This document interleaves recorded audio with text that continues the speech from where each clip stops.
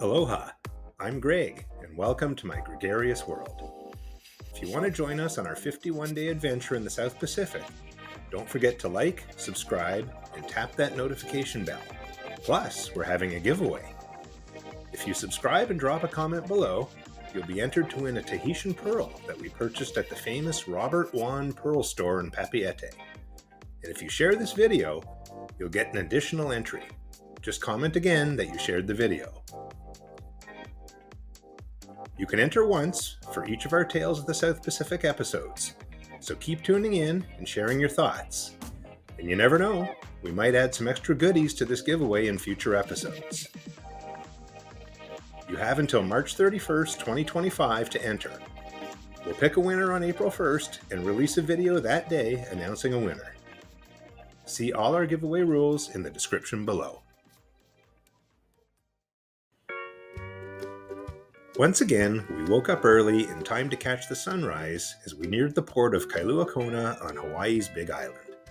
Since it's a tender port, we'll be anchored in Kailua Bay, just a quick tender ride away from Kailua Pier, which is right in the heart of Kailua KONA.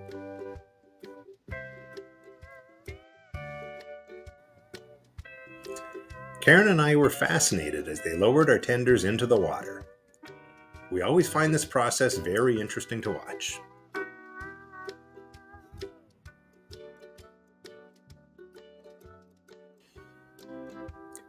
At the same time as we were watching the tenders being lowered, we heard a warning signal and loud motor noise behind us.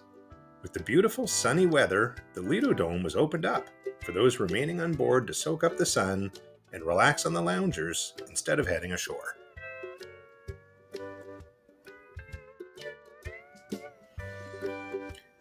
Since we did not have a tour booked, we chose to skip the manic rush to get on the first tenders and instead went to the main dining room for breakfast. I decided on the full English breakfast, featuring 2 over-easy jumbo eggs, fried bread, a pork banger, English back bacon, baked beans, mushrooms, and a grilled tomato. It turned out to be one of my favorite meals on board, and I really loved the pork banger sausages. Karen ordered the classic Eggs Benedict with Canadian bacon. The eggs were cooked perfectly. We both thought our breakfast choices were excellent.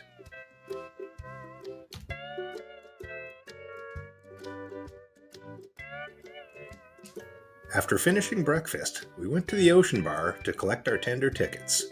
There is a priority option for passengers with certain statuses, such as Orange Club members, President's Club members, 4- and 5-star mariners, plus guests in the Pinnacle and Neptune suites. Those guests met in the Wajang Theater.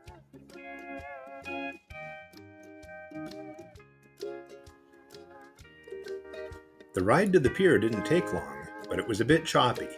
We had to sit tight while a couple of other tenders were unloaded, and the bobbing around made some people like Karen feel a little queasy.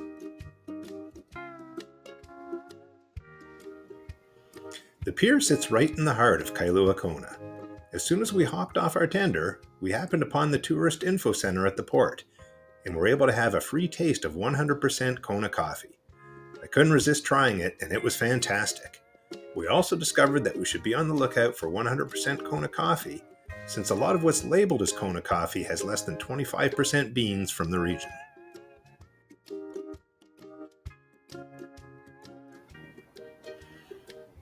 We read about a trolley that can take you around town for just $1. We didn't actually see it, but we heard it's supposed to go to the shopping area, including a Target, the gorgeous Magic Sands Beach, and Kahaluu Bay, where you can snorkel. So keep an eye out for it while you're in Kailua KONA. Since we couldn't find the trolley, we opted to explore Ali'i Drive, the main street in Kailua KONA that begins right at the pier. Hilo Hattie's was one of the first places we visited. Karen and I had heard so much about it, so we wanted to see their authentic, locally made Hawaiian shirts and dresses. We didn't make any purchases, but it was enjoyable to look through the store. As we walked by the well-known Mokuaikawa Church, the first Christian church in Hawaii, built in 1820, we discovered it was closed that day.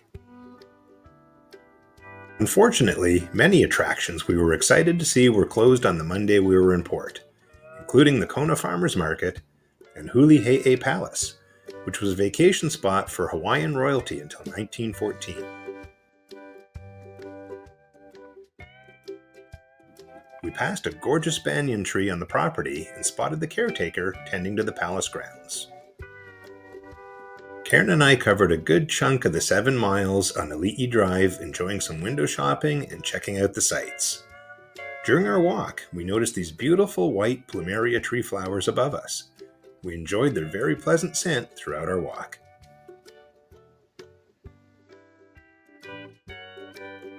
After that, we decided to grab lunch at Kona Brewing, which was about a 10-minute walk from the pier.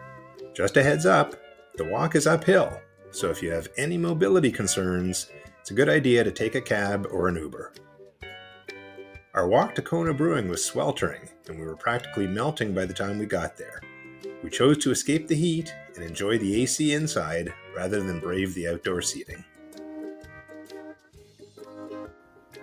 To start, I chose the Castaway IPA, which the menu described as bold and citrusy with a touch of tropical fruit. It hit the spot on that hot day in Hawaii. At $7.50 for a pint, it was a good value. We both ordered the Kailua pork and rice, which is slow-roasted pulled Kailua pork served with cabbage, white rice, and green onion. It came with Aloha brand soy sauce that was so delicious we couldn't resist picking up a bottle in Maui to bring home with us.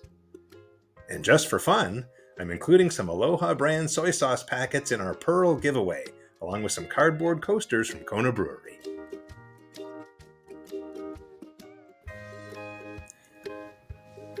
Before I asked for the check, I ordered another beer, the Gold Cliff IPA.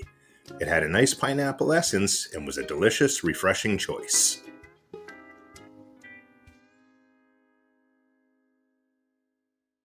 We asked our waiter where to find some 100% Kona coffee ice cream, and he suggested Gypsy Gelato. It was a little bit of a walk, but definitely worth the effort. The gelato was creamy with a mild coffee flavor. Perfect.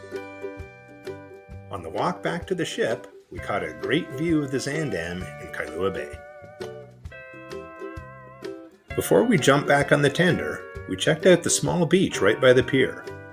There's a Kona Boys beach shack that rents out snorkeling gear, kayaks, boogie boards, and surfboards. They also provide surfing lessons and some local tours. Kamakahonu Beach is known as a fantastic swimming spot because it's shielded from the waves. We heard that snorkeling outside the cove is pretty good. Just make sure to keep your distance from the pier. Once we returned to the ship, we prepared for our 5 p.m. dinner reservation. We rushed through our meal to ensure we could attend the 7 p.m. Q&A about our next port of call, Honolulu. But first, we took a moment to enjoy the view outside as we were leaving Kailua Kona Bay. You really had to be there for the Q&A with our cruise director Daniel and Kainoa, who's an expert on Hawaii and the South Pacific Islands. The world stage was packed, just like always, and we were constantly amazed by their knowledge. They seemed to have answers to all the audience questions about Honolulu. We stayed in the world stage to watch Felice Garcia's 7:30 p.m. show. She did a nice job and we enjoyed her performance. After the show wrapped up, we headed back to our room to get ready for our first day in Honolulu. And we had a towel animal again waiting for us. This time I'm sure it's a snail. Aloha and cheers!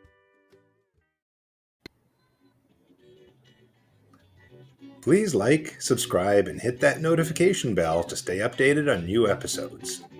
And don't forget to comment below for a chance to win in our giveaway. Coming up in the next episode, we'll be exploring the port of Honolulu. I'll share everything we did there, including our visit to Waikiki Beach, outboard canoe surfing, the Mauka Warriors luau, our visit to Pearl Harbor, and more.